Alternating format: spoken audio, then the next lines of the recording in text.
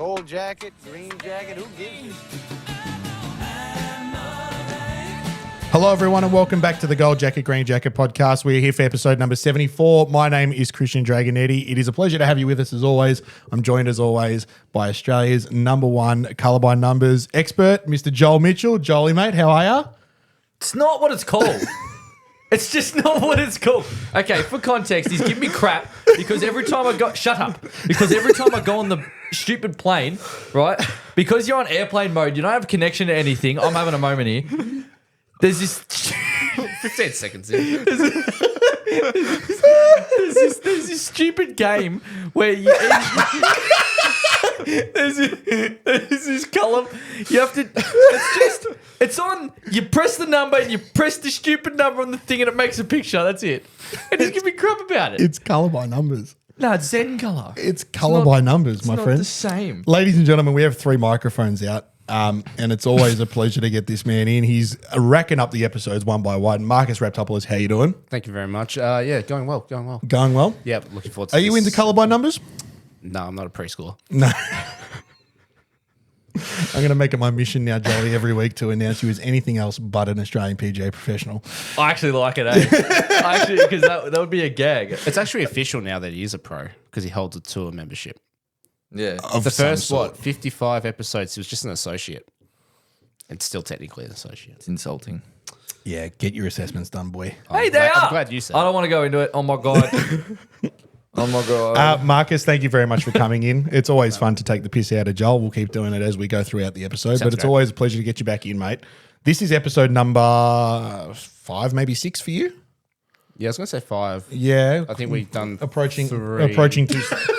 You're a twit. know. Approaching 2 sleeves very fast. I think so. Yeah. Yeah. Very good. We're going to get stuck into a couple of things in a little while regarding your coaching, because if the last time you were on, Joel gave us the rundown of what the episode was going to be like, and we were going to go through the regular criteria like we always did, and then have a good chunk about Q School and then a good chunk about Raptors coaching. And the second part never came. So as an apology, we've got you back in today. Thanks. Right. Hey, don't look at me. That's just how things go. Colour by numbers, starting it up. Getting my new stupid. Do the daily one. Lads, I was going to do this after recent rounds, but I'm going to do it now because it's in the forefront of my mind. Ladies and gents, you would have remembered a few months ago, Joel and I were in association with Chasing Birdies to run an event at Yarrambat at the end of March, was it? Yeah, it was right. Oh, Yeah, I think so. no, it was End of around March, that. start Yeah, of yeah. April time. Yeah. They're going at it again. They've had a couple of events since ours, and the next one is on the 20th of July, Sunday the 20th of July, out at Hidden Valley.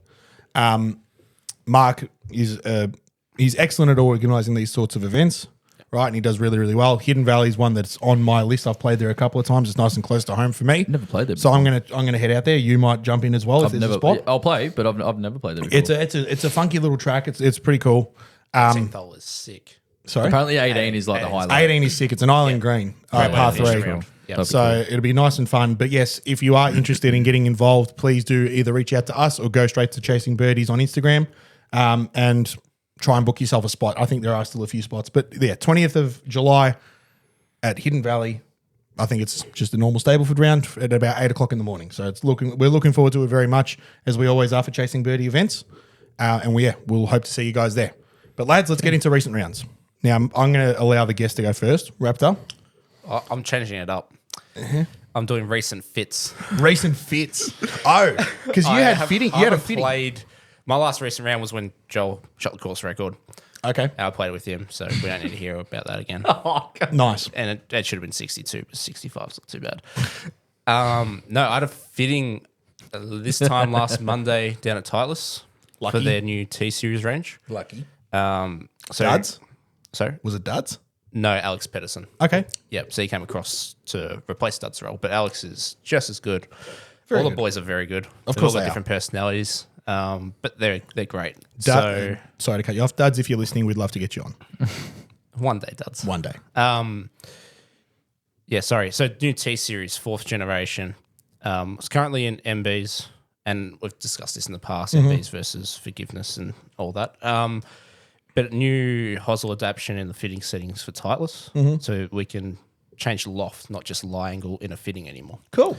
So it's great to actually do the fitting with the T100 head with the lofts of my MBs. Nice, So okay. seeing a little bit more forgiveness, still workable, which Yep. is what I want to have, but going the exact same distance as what I've currently got. So there's no need to Awesome. figure out the clubs. Yep. Same shaft, T100 heads, and then the new T250 utility iron, the 2-iron. Is it more of With it's more of a forged head, isn't it? No, Rather it's than very a- similar. It's probably a little bit wider. Oh, really? I'm not 100% sure, but just to me, it looked a touch wider. Okay. Still looks great to look down on, but going into the VF Tour AD shaft as opposed to the 130X KBS shaft that, as we were discussing with your 2-iron last week, as you were discussing, sorry, trying to rotate the face a bit more. So just too heavy, couldn't quite rotate the face, hitting push fades and slices, and now I feel like I can control that and turn the ball left if I need to. Absolutely. So that's the changes to the bag, changing the grip masters to Joel's Z cord grips. Just try something different. Yep. But yeah, got fitted Monday, clubs camp Thursday. Good going. Check That out the is- Instagram. That's not bad. That is it? is Yep. phenomenal. That's Well, they're not not bad. they're not building them for retail at the moment. It's all No, for the top well, players exactly. right now. They would have had So, him sitting next to. Yeah, they're ready to go. They would have had him in a box probably.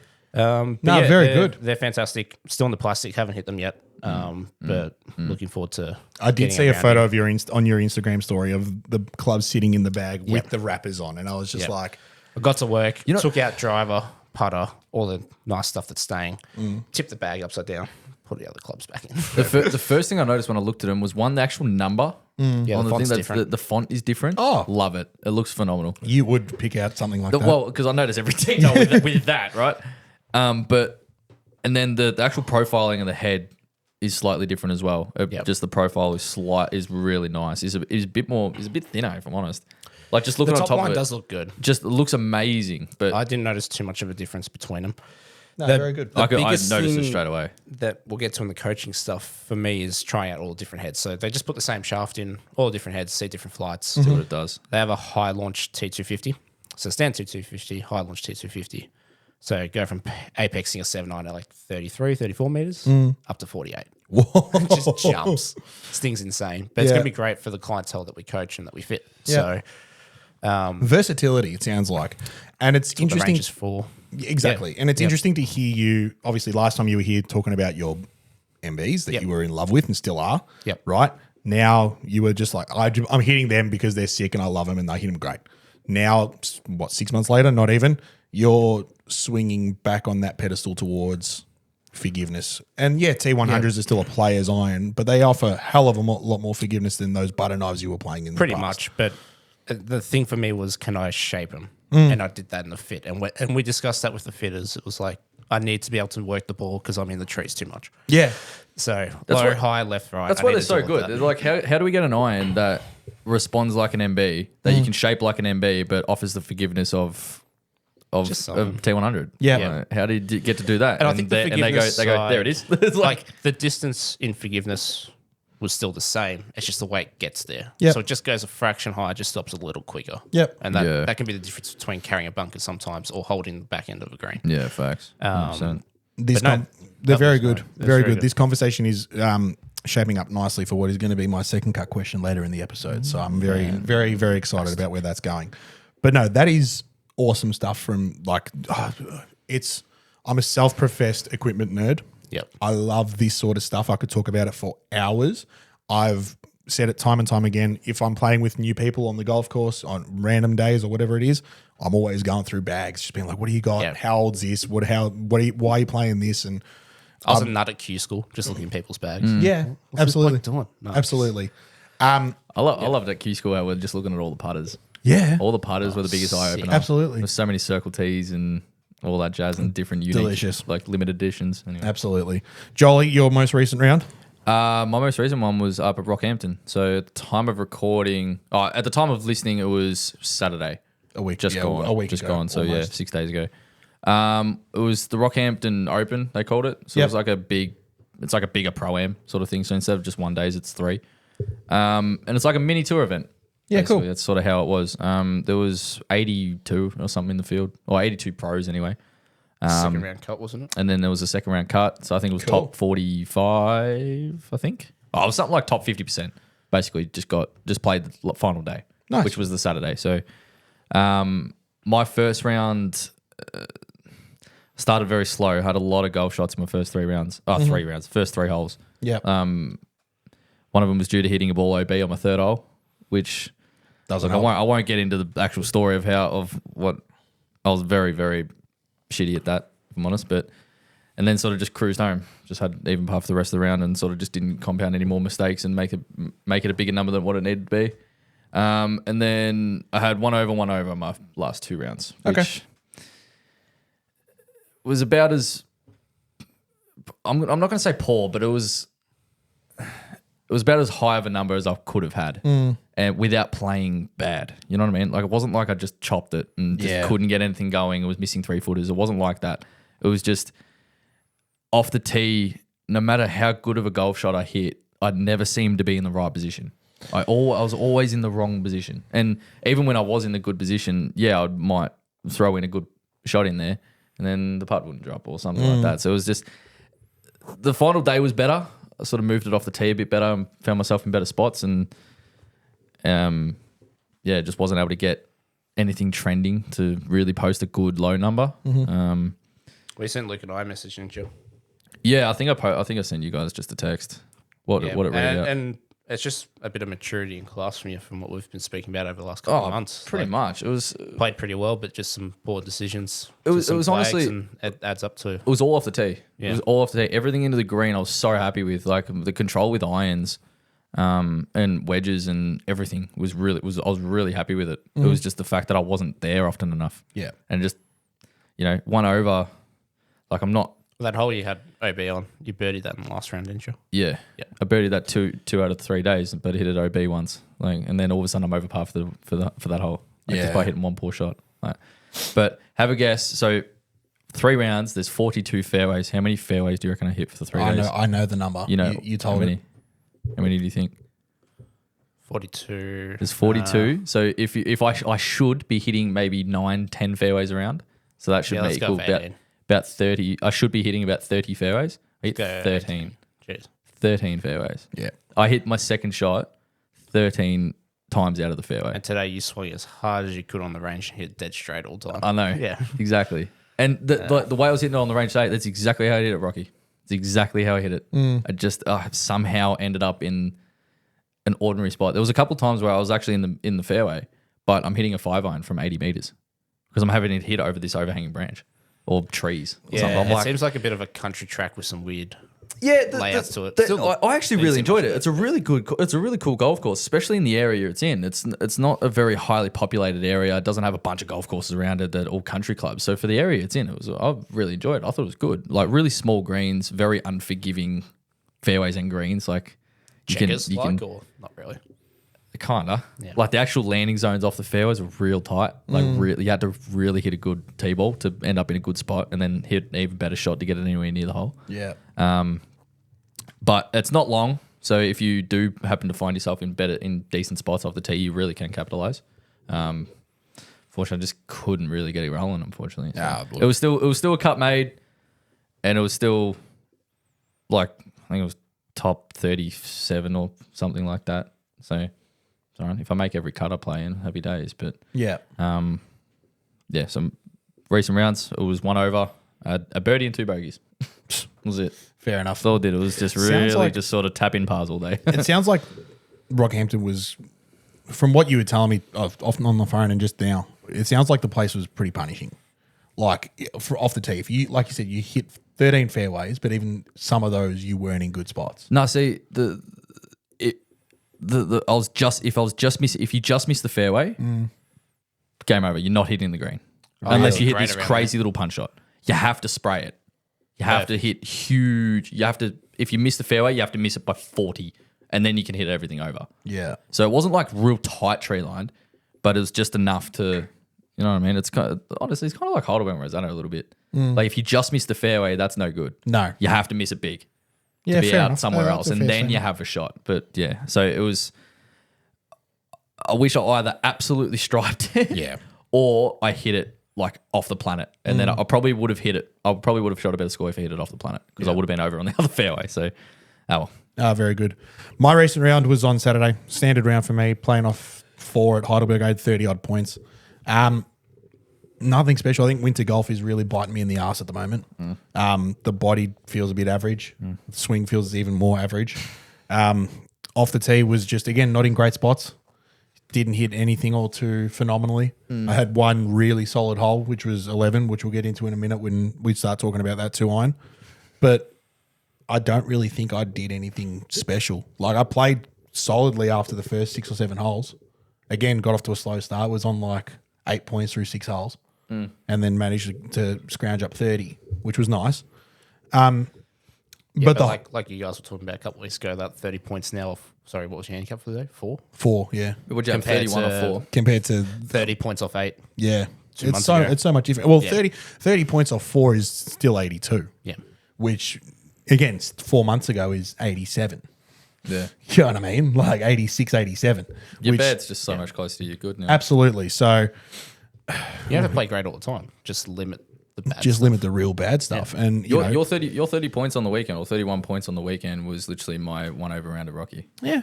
That's sort of how it was. It's just like, it's not where I wanted it to be, but it's like still better than what it was. Yeah. You know what I mean? I think if you can get your handicap history to be your worst round to be 30 points, Oh, you're and flying. stretch that out as long as you can. You're Like, flying. try and make that your last 20 rounds. You'll come down. Oh, 100% you will. It have doesn't to. mean you have to get to 36 every 100%. time. No, just come God, down. no. You have to. And, you know, the phrase in the clubhouse always is, if the first number's a 3, it's a half decent day at least. Yeah, it's enjoyable. And Brings you coming back off to a the next couple day. of rounds, like I played Friday as well, I had 29 off 3, which is essentially the same thing as Same Saturday. score, yeah. And then had 29 again off 4 at Rosanna midweek playing with mum. Yep. But what do you do? Yeah, it's consistent. It's That's- consistent. It's close. It's close. And, you know, we make the gag all the time that I'm like, I'm this close. And yeah, for the large part, it is. Like you said, because sorry? Oh, no. Oh, no, you just missed it. Oh, no, it's close. No, don't worry. I'm confused. Nah, I forgot the contract. I was going to draw up a contract for today, but I forgot the contract Okay. about this. Next time. Actually, no, we can write it out. I don't know what wrote you're it out, talking didn't about. No, so you said a couple of weeks ago you have a bet with, I want to say it's Adam Wilson. No, I had a Adam- bet. Matt Bainey, I have a bet with. Not Bainey, sorry. not a bet, but like a challenge. Challenge. So what was yours? Got to get down to 1. He's got to get down to singles. Yeah, 9. 9.0 for him and 1.0 for me. Okay. I was going to do something between us, Okay. but we can work that out. We can work it out. Let's come up with something. I think Yeah. that'll be fun. Yeah. Because this, again, like you and I, there was some daylight between us.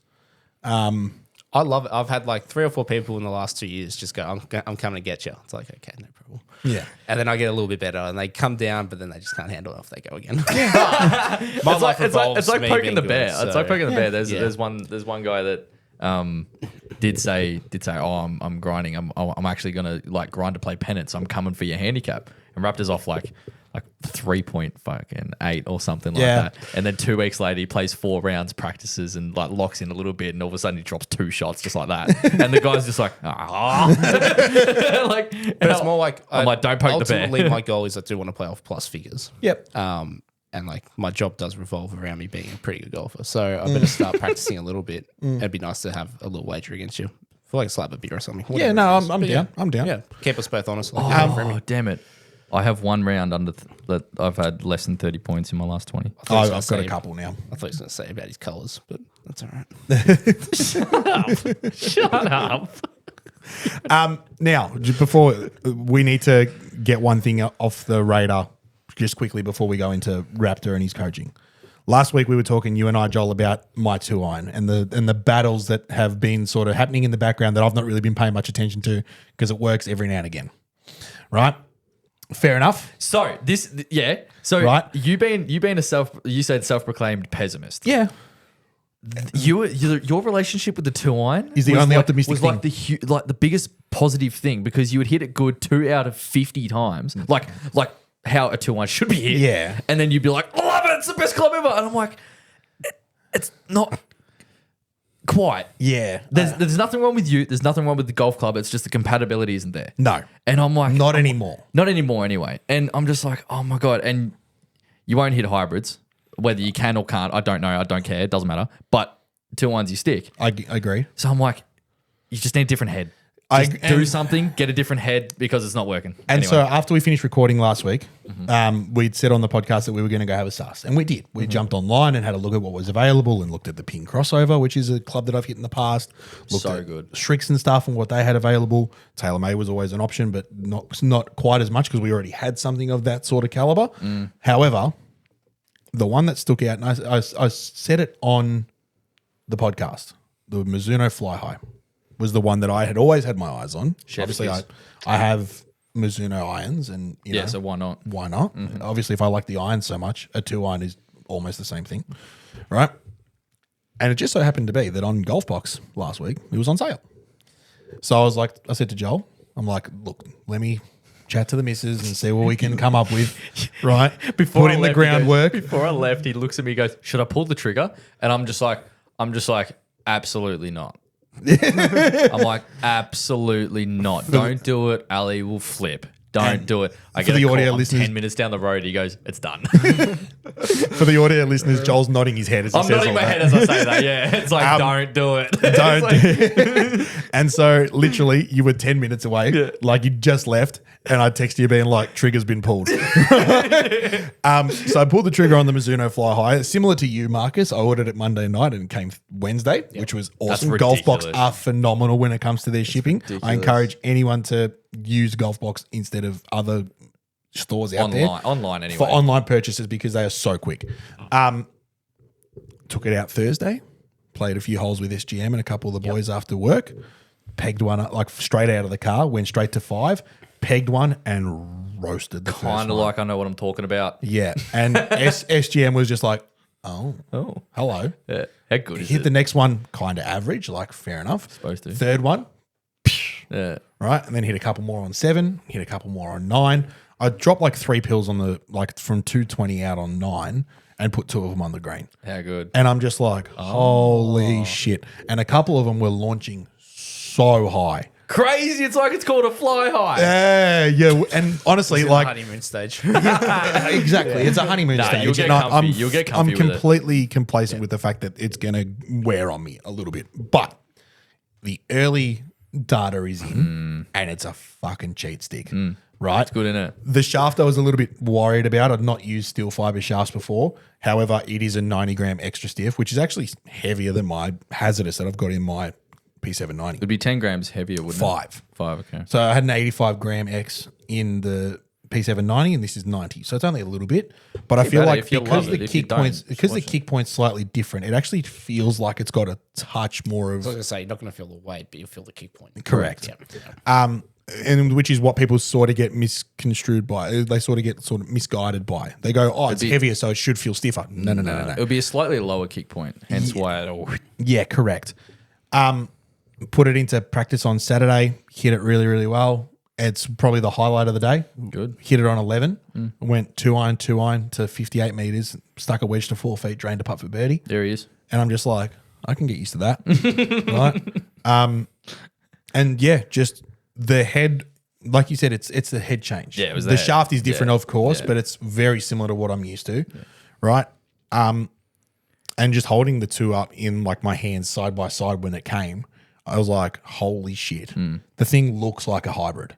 Like that's- the fly high yeah. looks like it's honestly It's that almost just it's with the double way- the thickness. Just with the way you attack the like, ball. It's gonna be attack so, the ball. It's because that P790 is not a utility iron. No.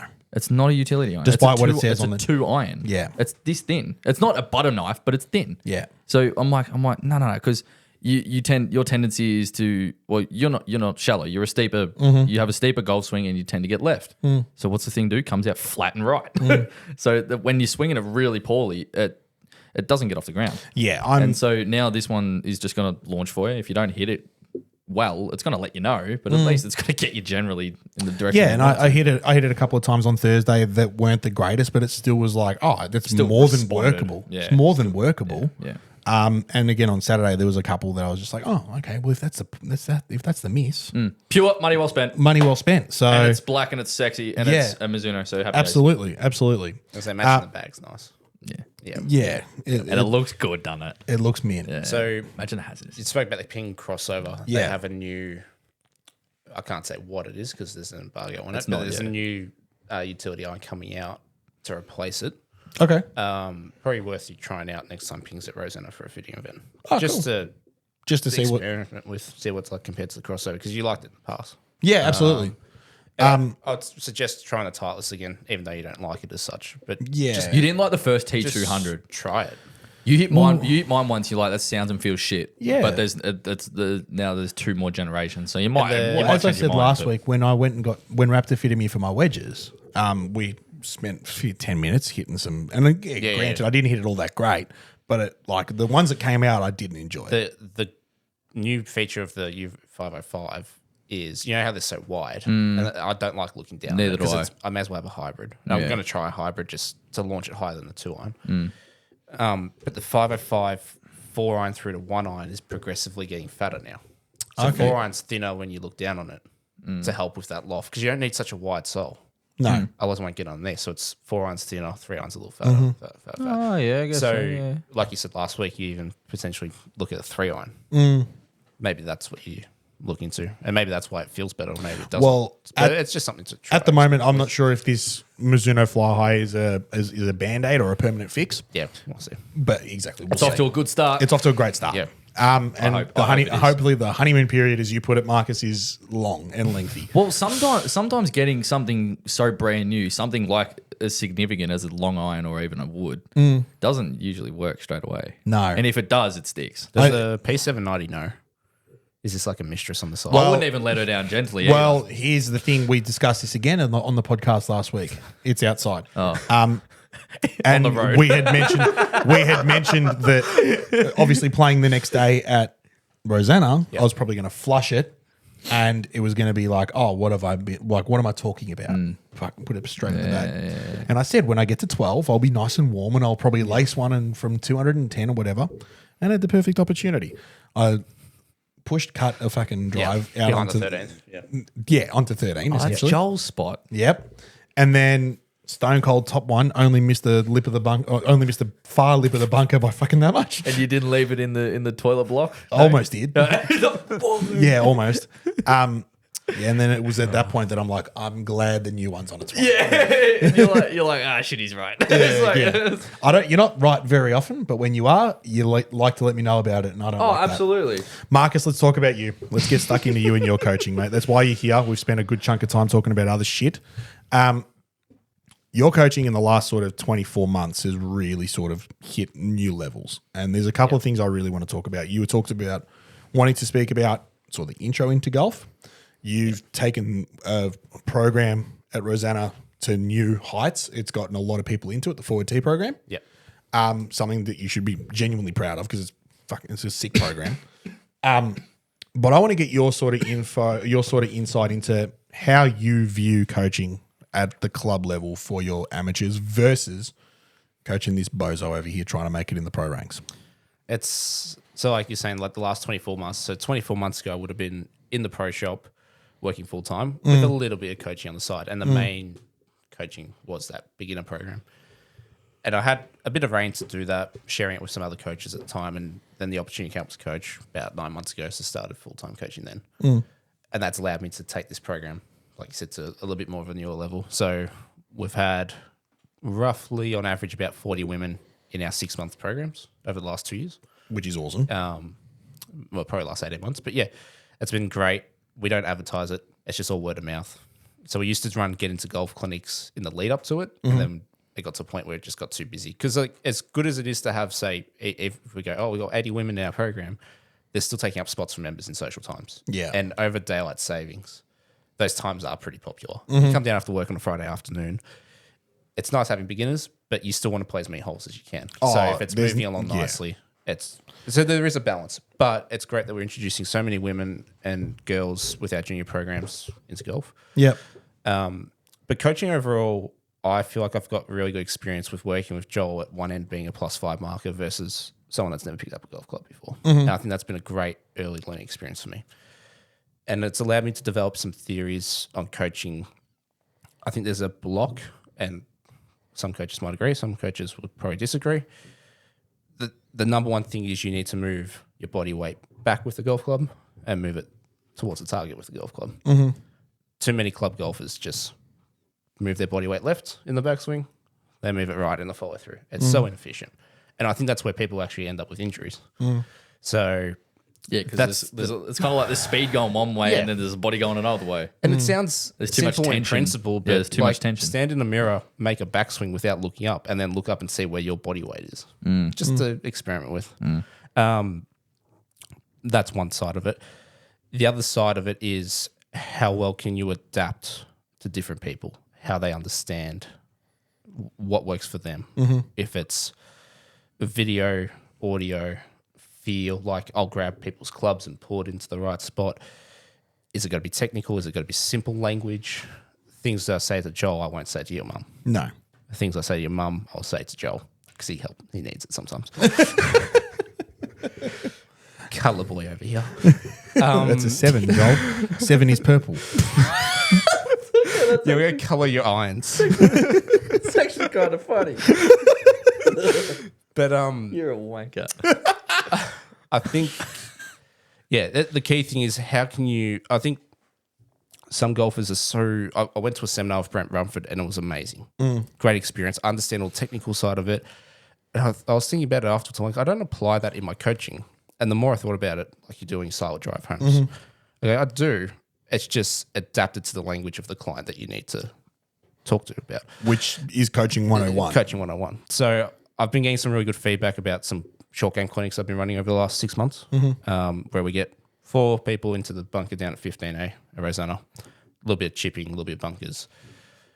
And even in those clinics, you can get a variety of handicap ranges, skill levels, ability to adapt. So just within an hour of 4 different people in that bunker, you can learn so much of yourself as a coach, but also how's one thing work for Anne over here, how's one thing work for Mitch over there.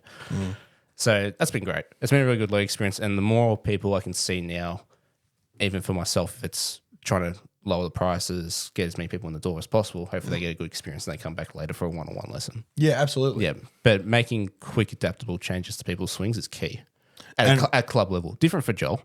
He doesn't need a quick fix. He needs a long-term fix to make his body pattern better. Yeah. And that's what we're doing with the speed training at the moment.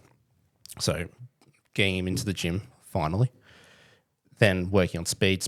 And today, like you said, you're a little bit disappointed with what level you got to. I was not but happy at all. I would almost argue he hit it the best at that speed than he has in the last month that we've been working towards. So it is working. But yeah, I think you just got to adapt. And it's great that at a club level, you see that person every week. And my score allows me to you save your mates' scores. So it's like, oh, Terry had a really good round today. Or Kerry had a really good round. You see them as they walk past in the car park and just say, oh, great stuff. I think those little things just help them feel like they're recognised. That human connection to your clients is paramount, right? It's the one thing that I never really got. I mean, you coach me now and that's all well and good, and you and I have our unofficial hits where it's just like, change this, change that. Yeah, we haven't had a lesson for months. We've never done a lesson. No. I don't think we've ever done a lesson. Since the longest one was probably on 5. Since I had the S words with the wedges. Oh, that took a little bit of work. Yeah. But no, we're out we're out of that tunnel for We're sure. out of the woods. We're definitely out of the woods But there. I haven't had since probably, and credit to him, since Tommy Howarth, when he was at Heidelberg. When I first joined, he would be texting me every couple of weeks, being like, how's the scores, what's happening? This is all before my score, and we were using cards back in the day. As busy as he was, he'd still send me a couple videos of our previous lesson and maybe take a video of yourself now and flick it through to me, see what we can do. Granted, he didn't charge me for a lot of it, which was even better. Yeah. Right?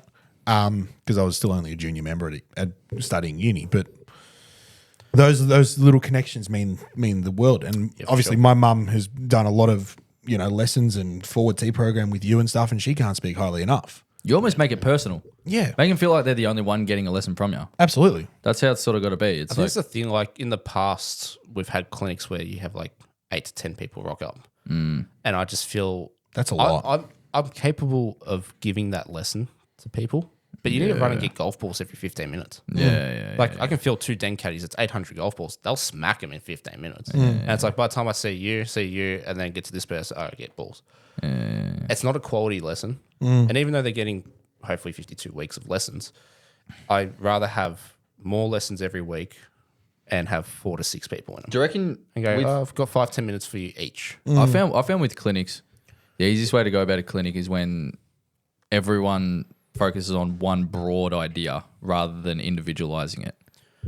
So, And I'm sure that's largely what Marcus is doing. Yeah. He's doing short game sessions in bunkers, so everyone's hitting the same bunker shot, same idea, right? Like, But you initiate the same idea. So it's a bigger, broader term rather than diving into something technical per person. But the what we're doing with that's the our- adaptability he's talking about, is being able to go, well, Joel learns by getting grabbed and being put into different positions, and Christian learns by watching. So I'll hit a couple of bunker shots and he can replicate.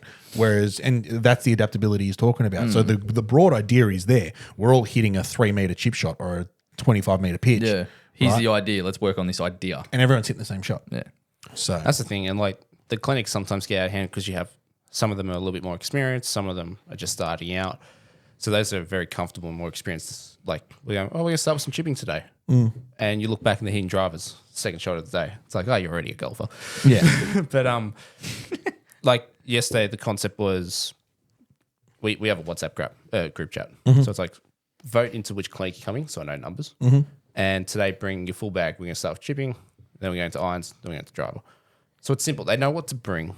They know what they're going to have for the session. So they rock up at their time. Okay, quick overview. This is what we're going to work on for chipping today, and then I'll have a look at your techniques as we go. Because even like if I told you, hey, we're going to play the ball in the back of the stance, I want your ball in line for your right heel, hands over your left heel. You can say that to 100 people. You're getting 100 different positions. It might be close, but some people assume it's really far forward with their left hand. Some people just keep it neutral. Some people put the ball forward and push their hands forward.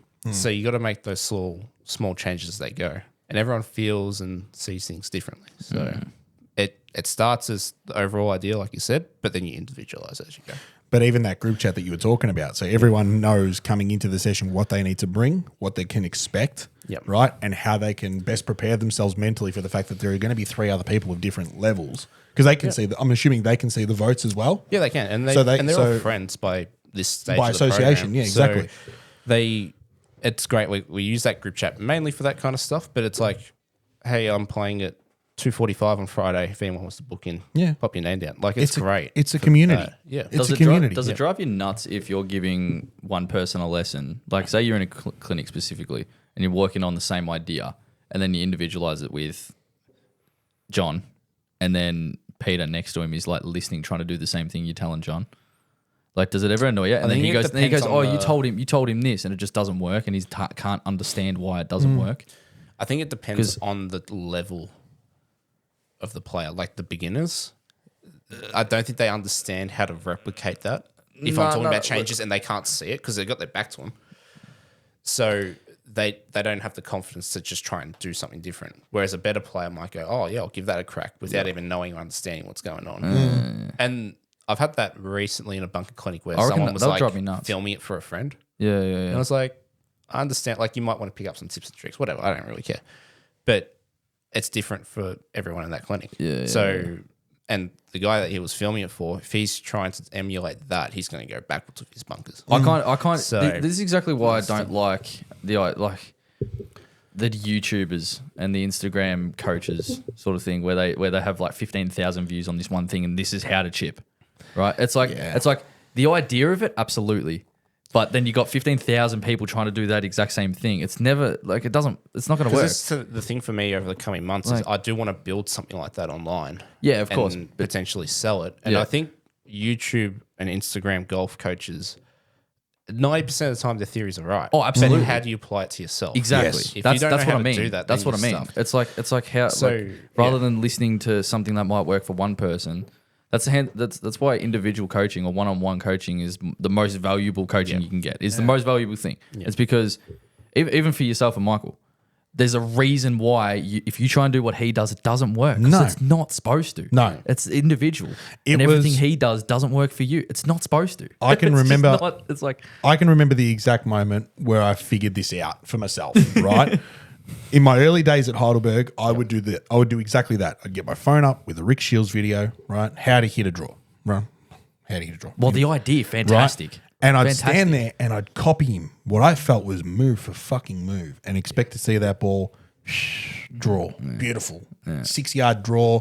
Start it there, finish it there. Oh, Christmas, let's go shoot 4 under, right? And then it didn't work, flat out. And it was when I made my own adaptions, right? Yep. And made my own changes to it that I realized, oh, this is what works for me. And those ideas are great, Yeah. but it's not It's key word. necessarily The idea. catered Use to the you. idea and then just apply it. So again, somehow. it's 100% it's a great way to drum up some business. 100% is Oh, to for do sure. stuff Oh, online. for sure. And we're seeing it with a mate of yours, Yeah. Levi, Yeah, right? yeah, He's just yeah. released a whole short game system Yeah. online that you can purchase, Yeah. and it's great. I'm sure it's fantastic. Levi's short game is phenomenal, Oh, dude, it's ridiculous. right? He has. It's ridiculous. He's It's one of the best I've seen. The thing is with Levi, I've seen a lot of him because you've played a bunch of all the tour events you played with him, few tour events, yeah. or last year rather, you played with him. Yeah. Right? So I'm walking up to the tee box watching him, but then I'm watching Levi as well. One, he's quick as fuck. He doesn't wait around. Oh, he's a fast player than I Doesn't am. wait around. He's faster than I And then am. also his hands are magical Oh. around the green. So when he come out the other week with this short game system that he's releasing, 100% it's going to be successful. However, if you're purchasing stuff like that and you're watching stuff like this online, the caveat needs to be, well, this might not work exactly how you need it to. Yeah, you need It's to a blend it great into your base. own- It's a yeah. great foundation that you can try and go. And if you've got a concept of what your golf swing is and what your misses are, even better. But if you've got nothing, I think understanding is more beneficial than ability.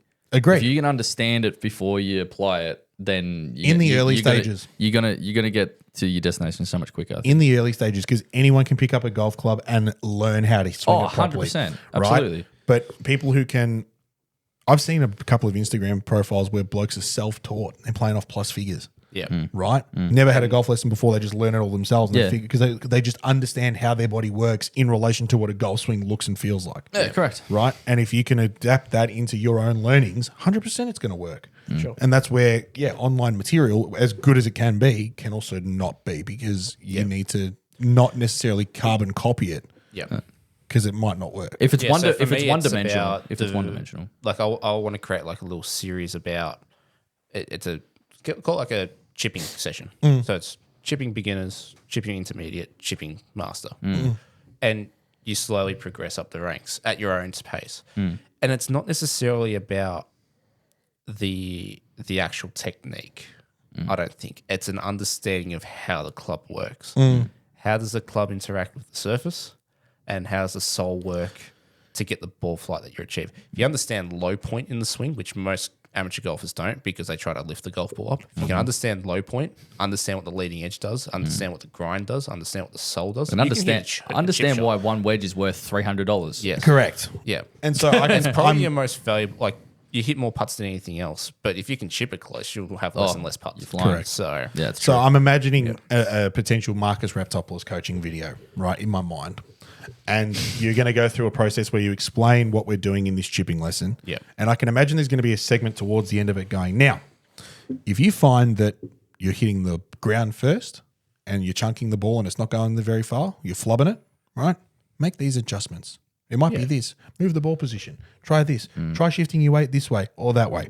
If you're finding that you're thinning it, try this. yeah, exactly. So there's going to be like a little lesson of like, this is what we're doing. Try this, this, and this. And then if these are the results that you're finding yourself achieving that aren't great, make these changes and hopefully it works. Because the thing, like for me, like I just basing it in my mind, like beginner stuff. It's down grain chipping, nothing in the way, 20-meter chip shot. Like it's not going to be, hey guys, with tight lie against the grain, I'm going to show you how to hit a flop shot over to a bunker to a short side pin in your first ever bunker session, or chipping sessions. Like that's not the case. It's you need to learn, like walk before you run. You need to learn the basics, and then go from there. But people don't want to. No. People be like, oh, I want to be the best chipper, so I'm going to learn how to do the hardest stuff. Yeah. And it's like, you can't. You just can't do it. It's simple But, like, as that. Like, that flop shot I hit on 6 in the MMD day, with Herbert and Carl. Oh, yeah. It's like, that's not luck. It's a lot of practice going into that. Yeah. And I end up short-siding myself to a short-side pin, which is Horrible I just tee hit it- shot. It was, Horrible it was a tee horrible shot. tee shot. But like the chip shot was also short-sided because Yeah. I didn't think I could leave it short to that pin. Oh, I don't know how you left it, but I had to really pronounce of like how hard and how good that shot is, because I think Jace was like, "Oh yeah, good shot." I'm like, "No. That's not." He hasn't just thrown the club on the back of the ball there and just happened for it to pop up. There, I don't think you understand. Yeah. How much in here takes to hit that golf shot. Like I can go over and hit that golf shot, but it's not every time, and neither will he. Yeah, exactly. Like it's just you just got to understand and how to execute it at that moment. And I said to Jason, I'm like, I said to whoever we're playing with, I'm like, there is not a galaxy where you hit the green. Ever. Yeah. There's not a galaxy because you don't know how to. Yeah. Because you don't know how that club will respond with the turf or the flub ball. into the bunker or thin over Or the fence. it's from over that the point. fence. Yeah. There is not a galaxy you hit the green, because it's nothing against your ability, but you just don't understand how it's going to. And that's at the higher end, hypothetically, Oh, of right? course, of course. But even still, like moving down the ranks, you've been coaching Mitch Cooper a little bit, mate of mine, Yep. on and off, right?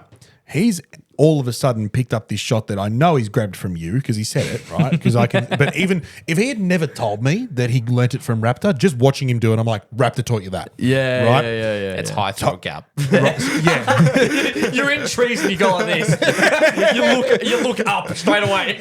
No, it's obviously it's a short-sided wedge shot into grain, toe down, high hands, and you put the thing 10 stories in the air, right? I don't know how you do it. I've tried it. It's hard, right? And Mitch is steep. Mitch is a steep player, right? He's steeper than I am, right? And he can do it. Yeah. So I'm just like, well, surely I've got the same sort of premise. I'll give it a crack. Doesn't work for me, right? So I need either you or him to teach it to me because I kind of need it. But I'm just saying, like, even at that level, it's just like these skills can be taught quite well 100%. if you've got the capabilities to adapt your body to it. One thing that really resonated with me was when we played with Toby on 8, and we were playing these, like, you love it when we play these sort of like open face, but they low spinners. Yeah. Like it's the face is like this, but it comes out low and it spins its head off. And you're like, I don't know, I don't have that shot. And Toby's like, bullshit. Watch this. Absolutely, everyone has that shot. Yeah. And then he puts you in one little position, two little position, do this, and it comes out low and spinny. You're like, oh. Yeah. And we're like, dude, it's easy. Yeah. You just need to know. Yeah. Like, it's not that you don't have the ability. Everyone has the ability. You know what I mean? You just need to understand them all. Everyone's And just waiting for that. That's where Raptor's going with it. You just need to understand it. But that's the curse of That's golf the is hardest that part. everyone is waiting for that light bulb moment of But I think That's how that it light bulb works. moment happens and they don't know how it happens. correct. But when you That's where professional comes in. That's what we study Yeah, for. yeah, We've but- been working on this our whole lives. And then someone that comes in and has been playing the game for 18 months, you're not going to know how to do it. You're not supposed to. But like That's that's our job. Against the grain is very surprising to me. And like I didn't know as a kid, but now you understand. It's like, oh, that's why the leading edge digs. So you raise the toe or put the toe on the ground. And like to people that are members, they're mainly playing competition golf, so it's hard for them to trust on the golf course. But when they practice that in a session and they see the result, they go, okay, that makes sense. Now they know why when they chunk it, what they've done wrong. Not they've chunked it, then they thin it, and they go, oh, I don't know what's going on. It's like, no, there's a reason why you chunked it. You just got to either a little bit steep or you just didn't have that toe on the ground enough and there was too much leading edge at court. Make the change on the next shot and hopefully it works. But you have to persist with that. 100%. If that's just a light bulb moment, you hit a good chip shot on the golf course and you don't know how it happened. How's that going to help you? And again, you said it a minute ago, when it's so hard to trust that in your comp rounds. Yes. Because a lot of the golfers are only getting out on a Saturday for their comp rounds. Yeah. And so they might have a lesson every couple of months because they fucking had 22 points on, on a Saturday sure. and go, oh, I need a lesson. Fuck it, I'm going to need a lesson. So they learn this new shot and they don't practice it. And they go, oh, this is what Raptor told me and it should work. And then it doesn't. And they go, well, fuck, I'm just going to go back to putting it. Because that was easier. I see That's that a big so part of my often. beginner program. That was easier. Do you know what I mean? It's a massive part of my beginner program because we have the ability to do it for 12 months or 6 month blocks. That's not just a 6 week come and try, clank, whatever. They chip. They've got sandwich in their hands as beginners. And I don't care if they flub it for 3 months. They're chipping. They're not getting to the front of the green and putting. You just limit your skill set when you putt from 40 meters off the green. Yeah. Because a chip shot is the start of your full shot. And if you can get the contact right in a chip shot, you should be able to do it in a full shot as you get better and better and better. So Vice versa. these women are coming through, they're joining up as members like your mum in 2 or 3 years, and they're playing with someone that's a 22 marker and they're putting from 30 meters and they're chipping it. And they go, how can you do that? You're a 30 marker. Well, I've been taught to do it. Yeah. And it's only going to make them better in the long term. And Because and like people go, why would I chip it when there's nothing in the way? What's going to happen when you're behind a bunker? You know, putt it into the bunker. Yeah, you don't know what Are you you're going to putt it to the side and waste the shot? Like you got to, if you can't do it off the easiest stuff, how are you going to try it off the hard stuff? Yeah, yeah, that's true. Yeah. So you got to build that confidence. that is the mum. If you're listening, you are. There's the one area of her game that needs the most work is her bunkers, right? And I encourage your mum, go see Raptor, get a lesson done, It one-on-one. might not be technical. It's speed Could be six. speed. It could be. It's probably speed. Could be it's, speed. It's definitely speed. Yeah. Right. Because She's got there's the a tools little for bit. it. Sorry. She's got the wedge for it. Yeah, she got Just the need to she got the understand how tools to for use it. Yeah. It's a little bit of technique because even I can see it. I'm like, Yeah. yeah, this is why it's coming out low and staying low and not really getting above the lip. But it's speed. A lot of it is speed, and you can learn that sort of stuff. But it takes practice. And she's playing heaps. Like she loves it. Yeah. But that's the one. If she's going to have a lesson anytime soon, that's where she needs it. Fair enough. But no, it's so interesting to hear you with all these great plans and stuff because you're flat out pretty busy. It's going pretty good. It's going well, Yeah, it's going right? well. And so for you, I think that next step to develop some online stuff and maybe more programs, more content, more everything, I think is That's the plan. Yeah. Just get more reach. Like having Adam and Jared from the Chasing Birdies event. Yeah. They came and had their Naga lesson. Yep. They're great. I didn't even realize they're from Beacon Hills. Like they've traveled all the They way travel out. all that way. Yeah. And they How just good. listen to you guys. They're not even. The- They're just listeners. yeah. I thought they How were mates. We but no. don't even know them. Yeah. Yeah. No one They're knows. awesome. Like we, as in, we didn't know them. Yeah, they're not from within our circles. They're not within like the golf clubs or anything. How Like, good they is came that? down- they're just listeners. Shared That's their awesome. hour lesson. That's That awesome. fills my heart. That's Yeah. so good. It's They got awesome. their notes, and it wasn't like let's rebuild your swing because like the reality is they're probably not going to come and see me from Beacon Hills every fortnight for a lesson. Nah. It's so far to go. But it's like Once every here's couple some videos, months. here's some notes. Let's make some small changes. Oh, the ball flight's working better. Perfect. And it was, Yeah. one of it was like he got fitted for a driver. I'm like, you're swinging as quick as me. And he's in a stiff. It's like maybe at the time when you got fitted, you were swinging a bit slower, but now you're more confident, you're quicker. It's like just change the shaft first. Like I put him in my club and straight away he hits it 40 meters further. Yeah. It's just not flaring up into the air. But just little things like that, just like how can we continue to make golf bigger and better? 'Cause they'll And talk it's about that being too. honest and being genuine with everything that you do. Like I even Maybe- even having like little things, even with the head cover I've got on my driver. yeah, I got asked by two of the dads that were following the juniors on it was round 3 actually. It was on Saturday. Going like they looked at the head cover and thought that was me.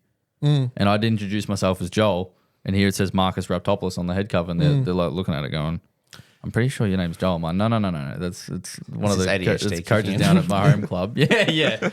down at Melbourne. He coaches me. Anyway. Do you know how to cover all by numbers? And then I shut up. I'm gonna flip the table. No, I lost my train of thought now. They asked you about the head covers. They'll ask me about the head cover, but it was like that sort of marketing thing. Yeah. It was like they're going, oh, and then I reckon I might have played a certain shot and just gone, and then just point at the head cover going, yep, that was from that sort of thing. It was just a little like when was the last time you saw me? And then you show them Without our a head little bit cover of and go, promotion. you can hear all about it here. Yeah, pretty much. Well, they saw that. They asked that as well. They How do a good. podcast. Like, Like, when was the last time I was at Rosanna without this? Yeah. yeah, Like, I'm always wearing it now. have you seen it's the just- jacket that he has with the massive emblem? Yeah, I have you have. seen that? It's so It's cool. the size of On- the ring light. It's this big on his back, and I'm like, we need the number like 19 or something with Raptor on the top. Yeah. Like, make it a Guernsey or something. That'd be funny good. as. But it shows how important that word of mouth is. Yeah. Oh, for sure. It is far greater, in my opinion. It has more power than a sponsored Instagram post Yeah, or exactly. ad or, television commercials are one thing, right? But word of mouth, you can see ads for a coach or a TV show or whatever. But if your mate at work tells you that they're shit, you're not going to go near it. You know what word of mouth is? Why word of mouth is important? Because one, it's usually from personal experience. The person telling you has already done it, and two, it's usually from someone that's trustworthy. Yeah. So some random stranger on the street is not going to come up to you going, "Go see Jilly Bo Bob because he's awesome and he fixed my swing," and you're going to be like, "Cool, bro." this guy's on drugs. Who's this weirdo? Right, but if I told you go see Raptor because he just fixed this up for me, go see him. Like you trust me and I trust him, so you're like, oh well, the first person I'm going to go see is him. Yeah. That's how it works. And then all of a sudden it just branches out. You're going to tell your mate. Yeah. He's going to tell his mate, and then all of a sudden it blows up. Like, Yeah, that's absolutely. And it's not a dying thing. Word of mouth. It's thriving, and in our industry it is. Yeah. Right? In golf it is. Yeah. And I'm almost certain that if not more than 60% of your business is through word of mouth. I like to think so, but like we're lucky as club pro golfers, teachers, coaches. Sorry, like you have your membership base, so like You're always going to have you're always people- going to have something. The beginner program's great, and it's something I've been working on my own business plans. Like as much as I love the beginner programs, I can't let that be Everything. my income. That needs to be like the cherry on top at the end. Of the Yeah. day. So. It's needs great to be the thing learn. you're proud of. It's great to like have that community. It's awesome, but that's its own thing. Then let's get into the one-on-one stuff with members, and then let's branch out outside the club. Because if I can capture that audience, then I'm filling up my calendar every week. Absolutely. And it's good at the moment, and it allows me to do other things with my time. But it'd be nice to go 5 days. he's a member at PK. Really? So I keep hearing that you play at PK. What color number is PK's logo? Questions from the second cut. It's navy blue, isn't it? That's number 13. So we got time. We have a little bit of time. Okay, so talking about like the standards from earlier. Yep. Kind of like my dear Mr. President. Oh, have you got a dear Mr. President? Can people stop complaining about the fucking bunkers and just hit your shot for fuck's sake? Don't put it in there. Anyway. I'm all for it. Standards to a golf club. He looked at me. He's like, Your ball rolls in a divot, just fucking hit it out the divot. Anyway. what's it? Standards at a golf club. So mainly like dress standards, rules and etiquette. There is a place for it. I totally understand that. If the game wants to evolve and get more people interested, that needs to relax at golf clubs like Rosanna, like Heidelberg, even public tracks like Freeway, Yarrambat.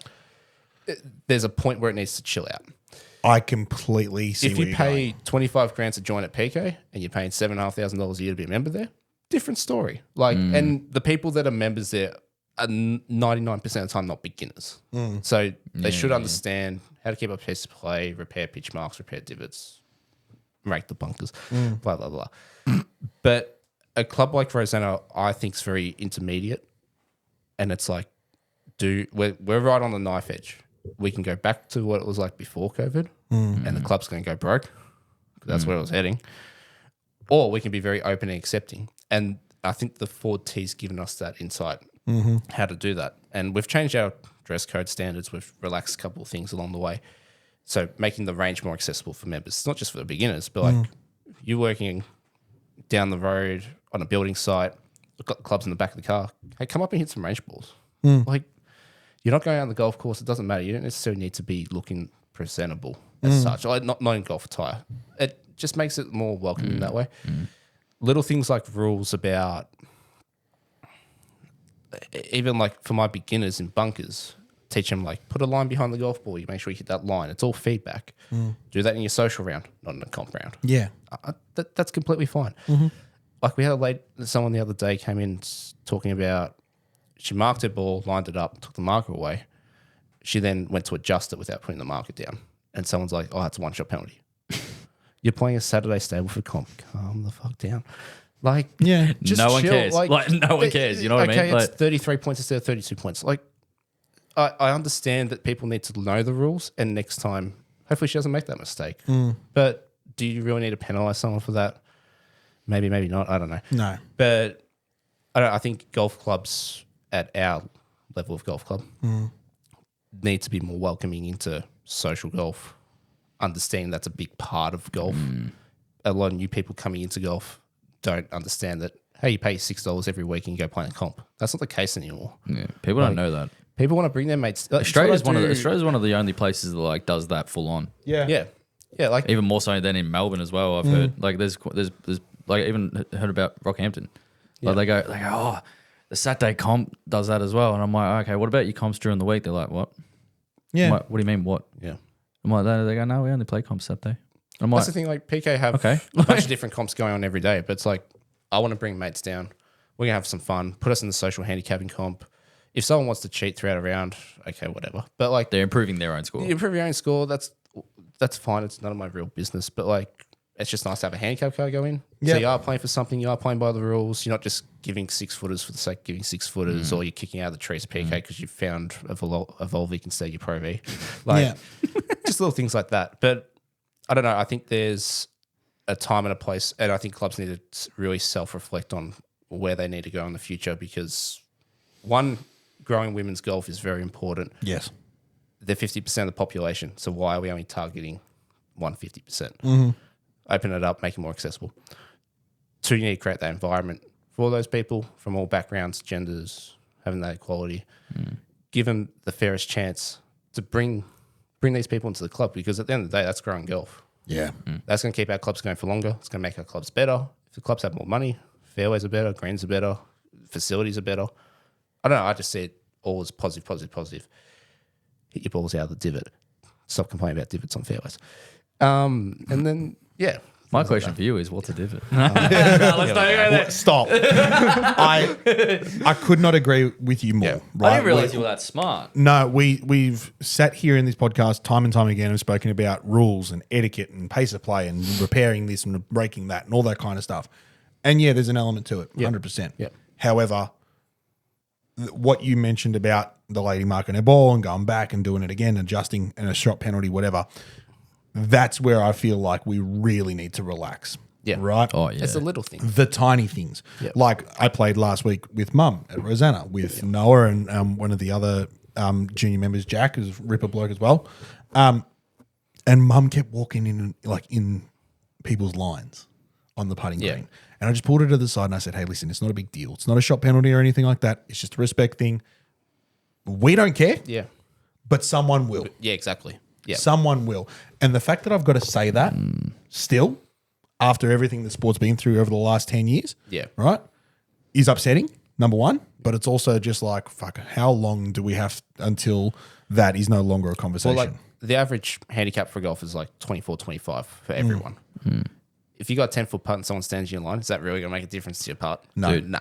Have you actually seen like the test that does like if you did stand on a line for 5 seconds? Yeah. Like from 8 feet, and apparently it's different for different firmness of greens. Yeah, correct. Like of course, like if you went to Royal, I could jump on your line for 2 minutes. It is going to do fuck all. Yeah. Go to Yarrambat. Yeah, there's going to be a crater. It's going to be different. But it's like if you quickly step on someone's line from 20 feet, No. you're probably not even going to hit that strip of footprint anyway. Yeah. And Like, you're probably not going to do that. And that's the thing. It doesn't And matter. golf shoes now, what are they? They're not metal spikes anymore. It doesn't Half matter. of them don't even have It's- spikes. They're just a sole. Yeah, bit of it grip. just You're does making not that matter. much of an indent. And that was what I was saying to Mum. I was It's, like, it's an look, etiquette it doesn't thing. make It's a an difference. etiquette thing, for sure. I said, but however, and again, we don't really care.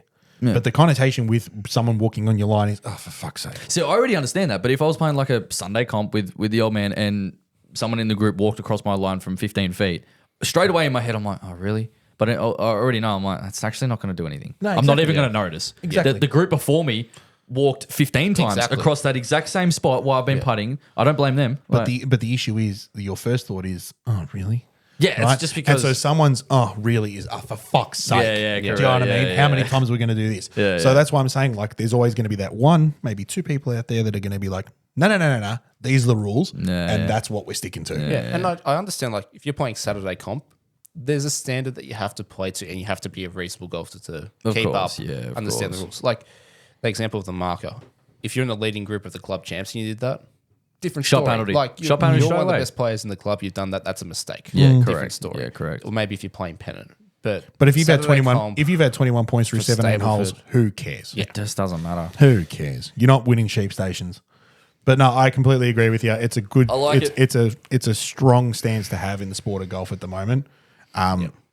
We've seen it in parts with like dress code being relaxed a little bit.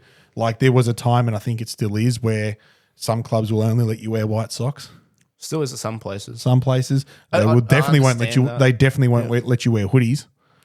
right? I know, like in PK, you can wear a hoodie. You can't wear the hood. Yeah, there. So, Oh wow, yeah, riddle me that. Yeah, far what's out. the I didn't point? know that. What's the point? But So, and I'm assuming. again, like we're talking about higher top tier clubs. Like Yeah. Barwon Heads has a dress code. Royal will have a dress code. PK have a dress code, and I can respect that. That's the type of club you're going to play. You're paying a $250 green fee to go play Yeah. there. Right. Different Respect story. their policy. But you rock up to Yarrambat on a Friday afternoon to have a hit with your mates and have a couple of drinks while you play. Yeah, yeah. Like who cares? Oh, we, It's yeah, that we're really freedom that of it. bothered? I'm It's sure a freedom of Yarrambat it. want you $40. Exactly. Yeah, and yeah. so, and the one that stuck with me the most was where you said about, tradies on the job site got 20 minutes or an hour for their lunch, come and hit some range balls or come after work and hit some balls on the range, right? We had a bloke, I was on a Thursday, right? He was trying to sneak out and play a few holes after work, rocks up in his work high-vis jumper, hoodie, right? Walks to the first tee, Todd comes out and he's like, hey, just get rid of the hoodie. No dramas. exactly. Just get rid of the hoodie, right? Because it's high-vis. Yeah, Right? Well, I can understand. What your He's- mum wearing at the moment. Exactly. That jacket is ridiculous. Damn it. And Listen. it was a highlighter. it was a high vis work hoodie, which I can understand. Yeah, like, looks like you a don't- glow stick. he's going out on the golf course. Fair enough. Yep. If he was just hitting balls on the range, I wouldn't have a freaking issue. I don't think anyone would. no No, issues. I think no. if you're on the range and putting green, it's one thing. If you're gonna have a social hit afterwards, okay, there's a little bit more of a stand. You're playing Saturday 8:00. There's Yeah. another stand. yeah, 100%. yeah. Like- There's rules of relaxation that we can go through Yep. all the way. But no, it's definitely something that we do need to consider moving forward because the sport's evolving at a rapid rate and people need to get on board. Yeah, for sure. I thoroughly agree. Yep. Questions from the second cut. Let's go through these nice and quickly. I'm going to go first. Oh, You are both Titleist affiliates, yes. right? You both have Titleist contracts in some way, shape, or form, right? Yep. If there was to be another brand that you would sign for Ping. Yeah. Same. across the board Straight. Ping from driver through to lob wedge. And puddle. and putter, Definitely puddle. Oh, and putter as well. Oh, of fair course, enough. Yeah, of I thought that course. was okay. That's an easy. Oh, well, not easy, but you know We've what I mean. spoken in the past, maybe Mizuno Irons, Ping Woods, but I think Ping have upped their game in irons Ping recently. Dude, Ping are phenomenal. Is there one? Is there a brand that you'll sort of keep that you would like flirt with? Yeah, Callaway. Callaway. Yeah. Callaway, or like I love Mizuno irons, but Callaway across the board. If it's going across the board, Yeah. I'd go Ping first and then Callaway. Yeah, I tend to agree. Like Callaway's stepped it up. I in love recent Callaway. years.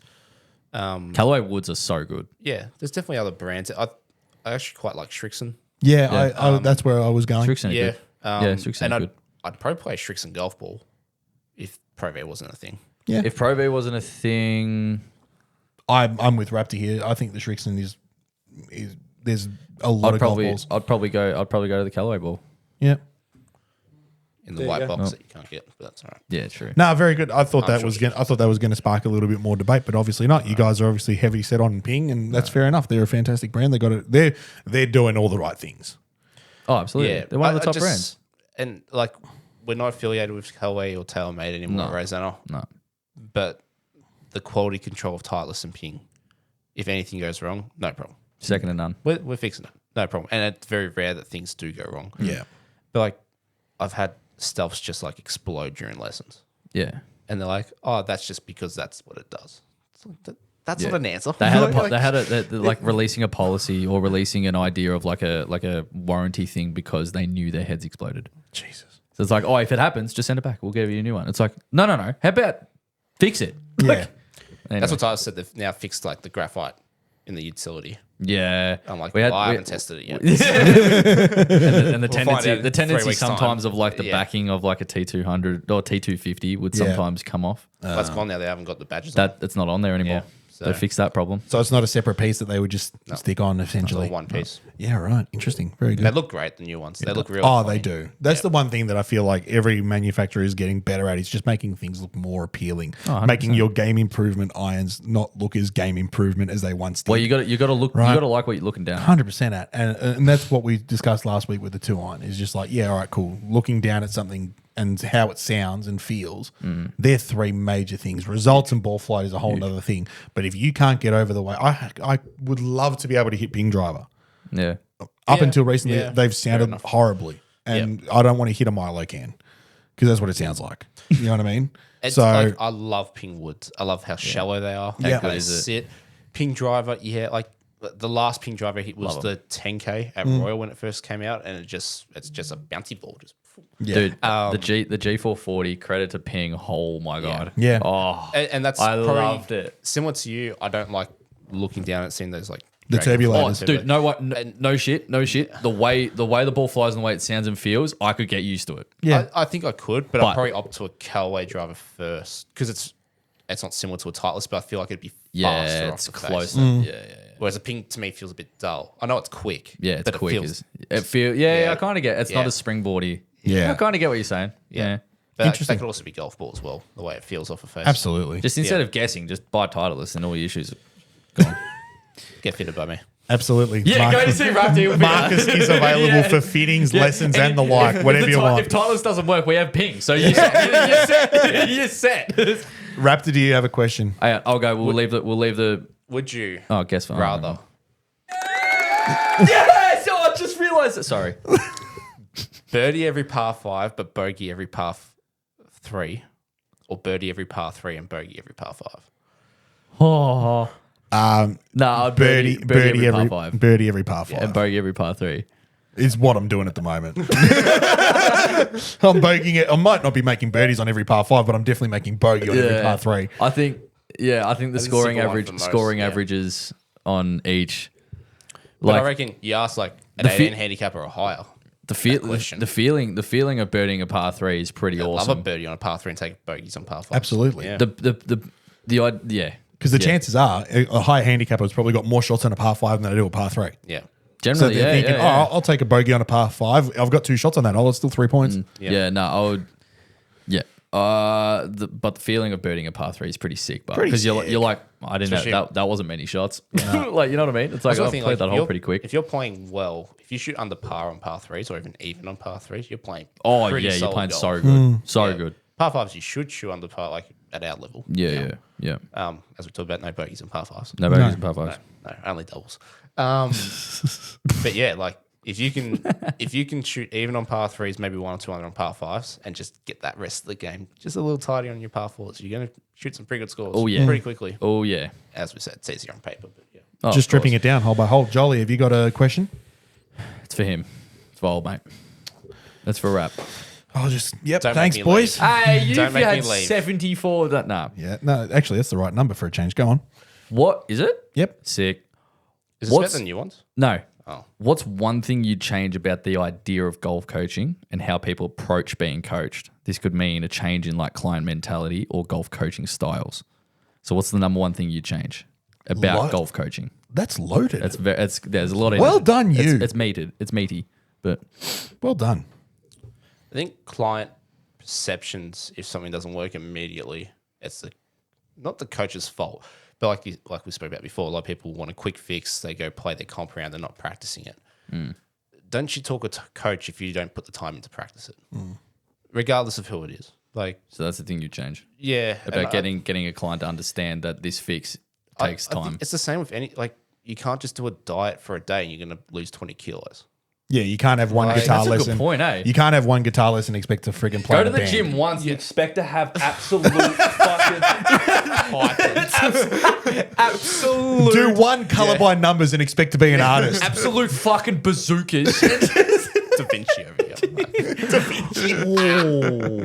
Don't behave. Anyway, He's not a Tiger the artist. No.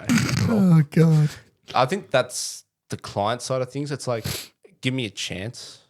Like, if it doesn't work, it doesn't work. And I know I've had a couple lessons in the past where it hasn't worked.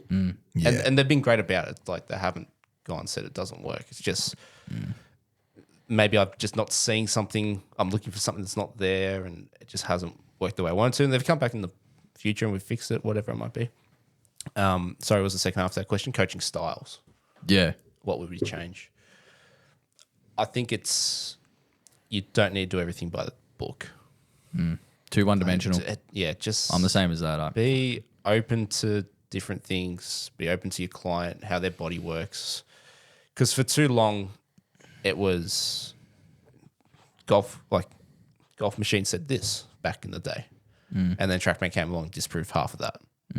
But then TrackMan says this. Like, there's optimizer on TrackMan, but that's not exactly correct for every player. Yeah. And this is something that was very important in our Titleist seminar when we did fittings with them recently. It's like, TrackMan wants you to launch your wedges higher than what we say. Maybe TrackMan's right, maybe Titleist's wrong, maybe it's the other way around. But it does make sense to launch your wedges a little lower, skip the ball and stop it, not launch it higher, land steep, and razz it off the front of the green. But it depends on the coach, it depends on the client, depends on the conditions you're playing in, what's the surface of the greens, the fairway, the sole, the club, a bunch of different things go into it. I think it's just trying to be open-minded as much as possible to your surrounds. I keep coming back to this one phrase, and that is that I don't hit your golf ball. You don't hit my golf ball, right? Everyone's got to hit their own ball. Yeah. It is an individual sport. Yeah. We all have our own numbers. We all have our own tendencies. We all have our own shot shape, everything. That's the thing, like listening to what you were talking about with Toby probably about a month ago, he said like you're starting to hit like little draws. In my mind, I know how your swing works. You're just pulling it.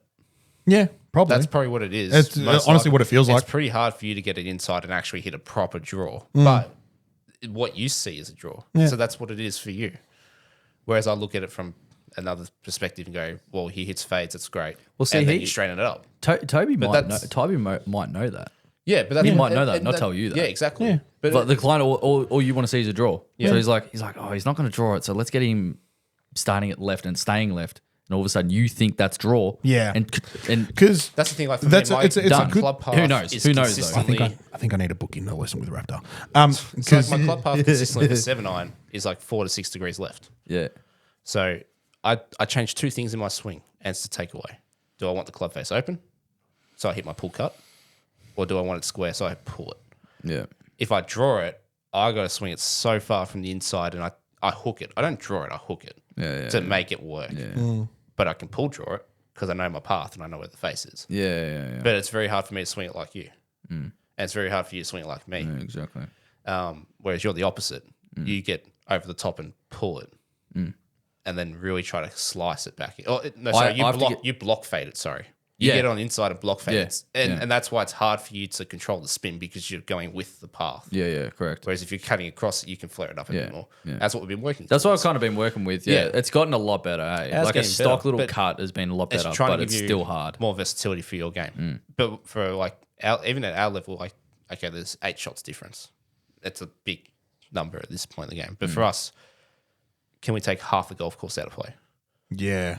You know you can aim left edge of the green, and if you fade it back, awesome. If you pull it straight, great. You got the fat side of the green to chip up onto. Or if the pin moves left, you aim to the right edge. If it fades, because you're trying to. With what he's saying right now, Drags, does this sound like a little thing we worked on 5? Except that what he said a minute ago about I'm probably just pulling it is exactly all I've been doing for the last fucking 3 weeks. But it's fine. It's how you So perceive I'm looking it, at which him is going, fix me, Raptor. right? like, the reality is you won't properly textbookly ever draw it. No. And that's completely fine. There's nothing wrong with that. Off the tee, you do. Off the tee, you might. Off the It's tee, he does. different. Like, I'll vouch for that. yeah, like I zero out my path as I get longer with the clubs. I'm the same. Yeah, and most people probably are. Just physics. But like you just got to swing your swing. And if you understand where your miss is going, you can play some pretty good golf. Not knowing where your miss is going is when you're going to have bad scores. And that's where I'm sort of flirting with at the moment. The Yeah. miss is sort of coming both ways. I want my miss off the tee to be right, and I want my miss into the greens to be left. And if I'm doing that throughout the day, I'm playing some pretty good golf. Yeah. I need to book in a lesson with Raptor. You're useless. Bro, we don't have lessons. yeah, okay, well then someone needs to give me a lesson. Well, I'm not stopping you. The fuck is this? We're going to have a I chat. tighten the screw occasionally. That's Yeah. it. Well, I've been asking for a lesson. Happy to give SGM lessons whenever he bloody well wants it. Fucking hell. Useless. Colour by numbers over here. The amount of RDOs SGM has. Yeah. I actually don't know if he actually works. I don't know. Yeah, he's with Joel every time I see him. Exactly. Swing training. you 106 looking today. 106 Mitch Cooper, he's coming for you. That's it. Oh. Hello. Very good. Marcus, thank you very much for Thanks for coming having me. in. That was wonderful. That was a really good episode. I hope you have enjoyed that, ladies and gentlemen. If you have, please make sure you head down, hit the like and subscribe button, and if you're over on Spotify, hit a follow. 5-star review would be lovely. Follow us on Instagram and TikTok. 5 stars. 5 stars. I recommend downloading Zen Color Butt because here's why. Because whenever you get on the plane, you just fucking do one of Joel, them. One of the things, and it people goes can in. afford Wi-Fi on It the goes plane. into your. It goes into your. Shut up. Tour price can't. Airplane mode, yeah. We're not When you're all on the as far. plane, and then you can go into your progress, and you can just finish on the plane. So like 2 hours feels a long time because you're doing this one.